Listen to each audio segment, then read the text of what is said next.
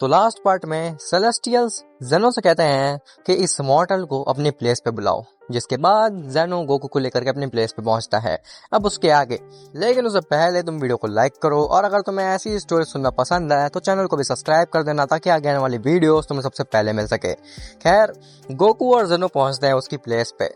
Celestials कहते हैं कि क्या तुम अभी बाहर जा सकते हो, मुझे जेनो से कुछ अकेले में बात करनी है। गोकू कहता है हाँ क्यों नहीं, जिसके बाद वो बाहर वेट करने लगता है। जेनो सेलेस्टियल से पूछता है कि आखिर क्या बात हो गई। तो सेलेस्टियल्स कहते हैं कि हम इसको डायरेक्ट ही उस जैकेट को नहीं सौंप सकते, क्योंकि तुम्हारे ऊपर हमें भले ही भरोसा है, लेकिन फिर भी हमें ये चीज चेक करनी पड़ेगी क्या ये मॉडल सच में इस जैकेट के लायक है भी या फिर नहीं। जेनो कहता है हाँ मेरे को कोई भी दिक्कत नहीं है, मैं पूरा विश्वास रखता हूँ कि ये मॉडल जरूर पास हो जाएगा जो भी आप टेस्ट लेने वाले हैं। जिसके बाद गोकू अंदर आता है। सेलेस्टियल्स गोकू से कहते हैं कि मॉडल तुम वहीं पे खड़े रहोगे और अपने शरीर को एकदम खाली कर दो। गोकू कहता है खाली कर दो से आपका क्या मतलब है। तो सेलेस्टियल्स कहते हैं कि तुम्हारे मन में कुछ भी नहीं चल रहा होना चाहिए, तुम एकदम अपने आप को शांत कर दो। गोकू ठीक ऐसा ही करता है, जिसके बाद सेलेस्टियल्स उसको एक ऐसे रेल में भेज देते हैं जो कि गोकू का मन क्रिएट कर रहा होता है। खैर, उस रेल में पहुंचते ही गोकू ये देखता है कि वो अर्थ में है, जहाँ पे फ्रीजा ने हमला कर दिया है। अब गोकू चारों तरफ से घिर चुका है। फ्रीजा एक एक करके उनके सारे फैमिली मेंबर्स को मार रहा है, और ये सब गोकू के सामने हो रहा है। खैर, जेनो गोकू को देखता है और कहता है कि ये इतनी शांति से क्यों खड़ा है, क्या आपको इसका टेस्ट नहीं लेना है। सेलेस्टियल्स कहते हैं ये इसका टेस्ट ही लिया जा रहा है, तुम्हें पता चल जाएगा, अभी तुम उसको डिस्टर्ब बिल्कुल भी मत करो। जेनो कहता है जैसा आप कहें। खैर, गोकू अंदर देखता है कि उसके सभी फैमिली मेंबर्स को एक एक करके खत्म कर रहा है फ्रीजा, लेकिन वो कुछ भी नहीं कर पा रहा है।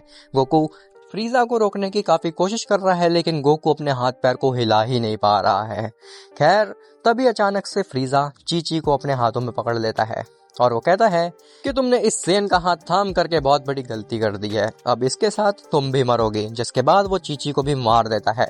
ये चीज देखने के बाद गोकू बिल्कुल भी बर्दाश्त नहीं करता और वो अल्ट्रा इंस्टिंक्ट में ट्रांसफॉर्म हो जाता है, जिसके बाद वो फ्रीजा को भी मार देता है। सेलेस्टियल्स के मुंह में अचानक से पसीना आ जाता है। जेनो कहता है आखिर आप इतना घबरा क्यों रहे हैं। तो सेलेस्टियल जेनो से शांत रहने को कहते हैं। खैर, गोकू फ्रीजा को खत्म कर देता है। इवन फ्रीजा अपनी ब्लैक फॉर्म में भी ट्रांसफॉर्म होता है, लेकिन उसके बाद भी वो गोकू को नहीं रोक पाता। गोकू इतना ज्यादा पागल हो चुका था कि वो अपने सामने जितनी भी चीजें आ रही थी उस सबको तबाह कर रहा था, भले ही वो किसी दूसरे रेल में था। सेलेस्टियल्स कहते हैं बस बहुत हुआ, जिसके बाद वो गोकू को उस रेल्म से बाहर निकल आते हैं और गोकू कॉन्शियस हो जाता है। गोकू अचानक से हाफने लगता है। जेनो कहता है आखिर क्या हुआ तुम्हें गोकू। तो गोकू कहता है कि मैं एक अजीब ही दुनिया में था, जहाँ पे फ्रीजा ने मेरी फैमिली को खत्म कर दिया था, लेकिन मैंने किसी तरीके से उस फ्रीजा को मार दिया, लेकिन मैं अपनी फैमिली मेंबर्स को भी खो चुका हूँ। जेनो सेलेस्टियल से कहता है कि क्या आपने ये सब किया था। सेलेस्टियल्स कहते हैं अद्भुत, ऐसे मॉडल को तो मैंने किसी भी मल्टीवर्स में नहीं देखा। मैंने कई सारे मल्टीवर्स में ऐसी चीज ट्राई की है, लेकिन कोई भी मॉडल मेरी इमेजिनेशन को ब्रेक करके अपने आप को या फिर अपनी फैमिली को नहीं बचा पाया था, लेकिन ये पहला ऐसा मॉडल है जिसने मेरी इमेजिनेशन को भी ब्रेक कर दिया और अपनी पावर्स का इस्तेमाल करके इसने उस मॉडल को भी मार दिया जो कि इसकी फैमिली को मार रहा था। मुझे लगता है कि ये इस जैकेट का सही हकदार है। ये काफी ज्यादा पावरफुल भी है और इसके इमोशंस भी काफी ज्यादा हद तक सही हैं। खैर, इमॉर्टल, मैं तुम्हें ये जैकेट सौंपने तो जा रहा हूँ, लेकिन तुम्हें इस जैकेट को पहनने के बाद काफी सारी चीजें ध्यान में रखनी होगी। गोकू कहता है कि कैसी चीज है। तो सेलेस्टियल बताते हैं कि तुम इस जैकेट को पहनने के बाद काफी ज्यादा ताकतवर बन जाओगे, और हमारा मतलब काफी ज्यादा से है कि हमसे भी ज्यादा ताकतवर बन जाओगे, इवन जेनो से भी ज्यादा। लेकिन तुम्हें इस चीज का ध्यान रखना है कि तुम्हें अपनी पावर्स का इस्तेमाल मैच्योरिटी से करना है और किसी को भी हार्म नहीं पहुंचाना है अनटिल एंड अनलेस तुम्हारे पास कोई और चारा ना बचे। गोकू कहता है हाँ मैं पूरी तरीके से समझ सकता हूँ कि जितनी ज्यादा पावर आती है हमारे पास, हमें उतना ही ज्यादा रिस्पॉन्सिबल भी होना पड़ता है। सेलेस्टियल्स कहते हैं और एक बात और ध्यान रखो कि तुम्हें ये जैकेट पहन करके इस एग्जिस्टेंस को बचाना है, क्योंकि एक ऐसा बीइंग एग्जिस्ट करता है जो कि सभी मल्टीवर्स को खा रहा है, और तुम्हें उस बीइंग से हमारे एग्जिस्टेंस को बचाना है, और ये काम केवल तुम ही कर सकते हो भी इस जैकेट को पहनने के बाद। गोकू कहता है मैं समझ गया, जिसके बाद गोकू वो जैकेट पहन लेता है और सेलेस्टियल्स गोकू को लेकर के वहां से चले जाते हैं। खैर, जेनो सबसे पहले जो एंड्रॉइड मार्जिन की वजह से इम्बैलेंस क्रिएट हुआ था मल्टीवर्स में, उन सारी इम्बैलेंस को बैलेंस करता है और फिर वो ग्रैंड प्रीस्ट को रिवाइव करता है। ग्रैंड प्रीस्ट आते ही पूछता है कि लॉर्ड जेनो आखिर मुझे क्या हो गया था। तो जेनो बताता है कि कुछ नहीं, तुम बस गलती से इरेज हो गए थे क्योंकि फिन गोजिटा ने जैकेट का इस्तेमाल कर लिया था। ग्रैंड प्रीस्ट पूछता है लेकिन आखिर अब वो जैकेट कहाँ पे है। तो जेनो बताता है कि अब वो जैकेट गोकू के पास है और वो सेलेस्टियल के साथ गया है एक दूसरे मल्टीवर्स में उस बीइंग को रोकने के लिए जो कि हमारे एग्जिस्टेंस के लिए खतरा था। खैर वहीं दूसरी तरफ सेलेस्टियल्स गोकू को लेकर के पहुंचते हैं एक दूसरे मल्टीवर्स में।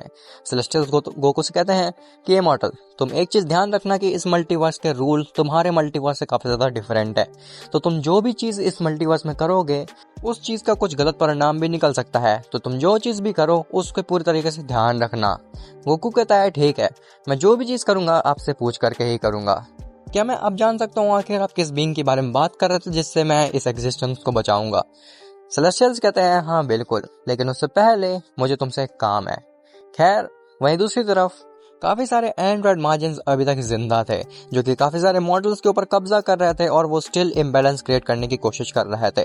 सभी डिस्ट्रॉयर्स और एंजल्स पहुंचते हैं जेनो के पास और वो कहते हैं कि लॉर्ड जेनो, क्या आपने अभी तक जो इस मल्टीवर्स में इम्बैलेंस क्रिएट उसको सही नहीं किया, उसकी वजह से हमारे यूनिवर्सेस में हमें काफी सारी प्रॉब्लम फेस करनी पड़ रही है।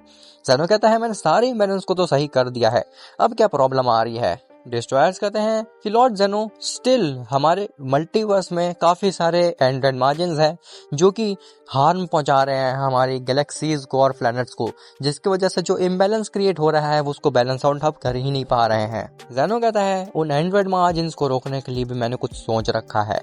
खैर तुम सब अभी अपने यूनिवर्सेस में जाओ, मैं उन सबके ठिकाना लगा देता हूँ। जिसके बाद सभी डिस्ट्रॉयर्स और एंजल्स वहां से चले जाते हैं।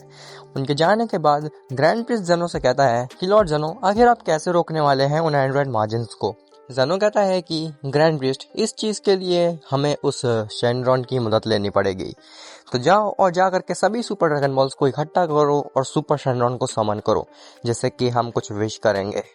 ग्रैंड प्रिंस जेनो की बात मानता है और वो यूनिवर्स 6 और 7 से सभी सुपर ड्रैगन बॉल्स को इकट्ठा करता है और जेनो के सामने पेश कर देता है। जेनो सुपर शेनरॉन को समन करता है और उसे ये विश करता है कि जितने भी अलग डायमेंशन के बीइंग्स हैं वो सभी इस मल्टीवर्स और इस डायमेंशन को छोड़ करके अपने डायमेंशन में वापस चले जाएं, जिसके बाद जितने भी एंड्रॉइड मार्जिन्स थे वो मल्टीवर्स से गायब हो जाते हैं और मल्टीवर्स में जो इम्बैलेंस क्रिएट हुआ था वो सब एकदम से ठीक हो जाता है। लेकिन अब बात यह आती है कि क्या जेनो के मल्टीवर्स को केवल यही खतरा था और कोई खतरा नहीं था। खैर अब आखिर सेलेस्टियल्स गोकू को किस बीइंग को रोकने के लिए ले गए हैं जो कि वो भी नहीं रोक पा रहे, और क्या गोकू ऐसा करने में कामयाब रह भी पाएगा या फिर नहीं, और क्या इस मल्टीवर्स में अब कोई भी खतरा नहीं रहा, ये सब तुम्हें पता चलेगा नेक्स्ट पार्ट में।